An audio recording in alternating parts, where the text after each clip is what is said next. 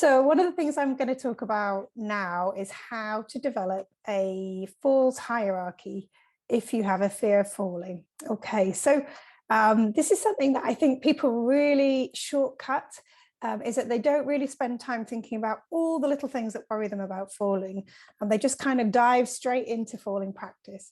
And, you know, I've said in lots of other videos and posts why I think that's a really bad idea, but I'm going to just talk you through how to develop a proper falls hierarchy now. Okay, so when people think about fear of falling, they think about taking lead falls and practicing taking lead falls, and it kind of often goes something like this. I'll fall from under the bolt. The next time I'll go a bit higher, maybe fall next to the bolt, then I'll go above the bolt and take a nice big fall above the bolt. And that's me done with falling practice. Okay, I want to really significantly rewind that process there. All right, and start with something that most people never really think about.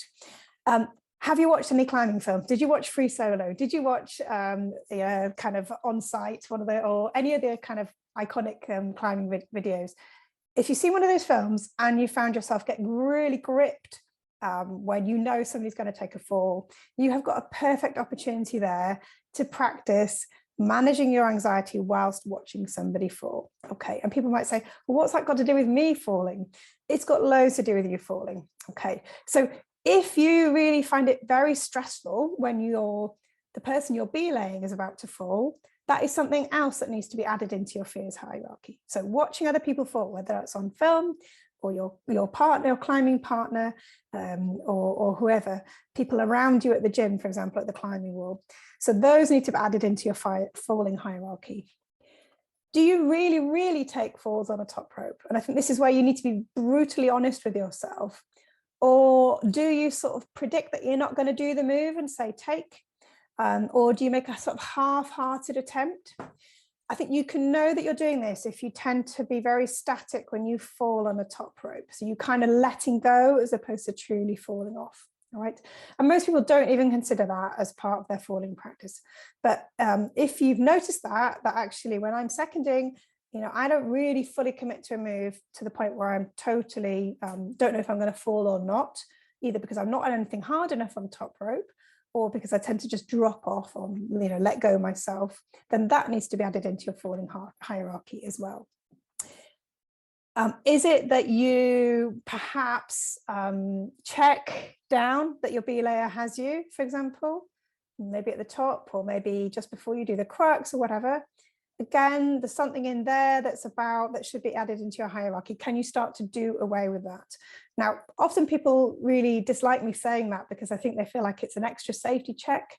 But I guess my point is your safety check should happen on the floor, because once you start climbing, you need to be fully focused on the climb. And if half of your mind is checking on what your belayer is doing, you're not going to be able to fully commit to the moves in front of you. Okay.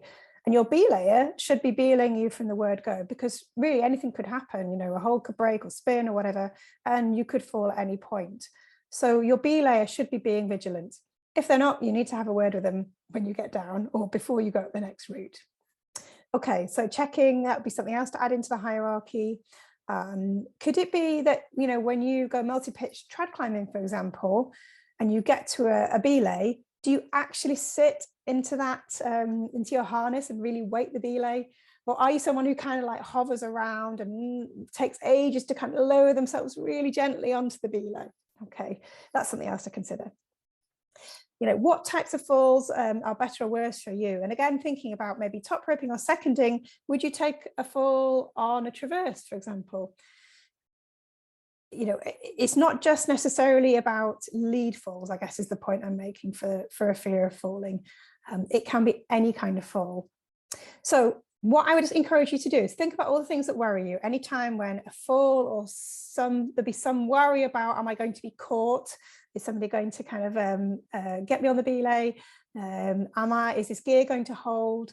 Did I clip it right? Any of those sorts of worries, and think about all those different scenarios, whether it's falls from the side on a top rope, whether it is leading falls. But I think leading falls is probably like the last thing you should consider. Think about all the other things that maybe go before that. Put each one separately on like a summary card or a post-it or something like that. And then you can shuffle them around to try and figure out, okay, which is the thing I find the most scary here. So moving them around, trying to get them into some kind of order. And then that gives you a kind of a ladder, a way of tackling them. So starting right at the bottom with the thing that you find maybe the least scary and probably the easiest to deal with as well. So the two things thinking about scariness and ease of dealing with it. Start with that one. And that's where you want to be working on that in as a relaxed way as possible. Now, if that is watching a climbing film, that's fine. That's what we call imagined exposure. And that's a really important technique that we use with phobias of any kind. Okay, so it's a valid and useful technique. So sitting there in your climbing stuff, maybe watching on site and trying to stay nice and relaxed in your body, relaxed breathing, and anything that's going to help you to just distance yourself a little bit from your thoughts. So creating that idea of they're just thoughts, it's just sweaty palms, it's just shaking a sort of butterfly stomach, for example. All right.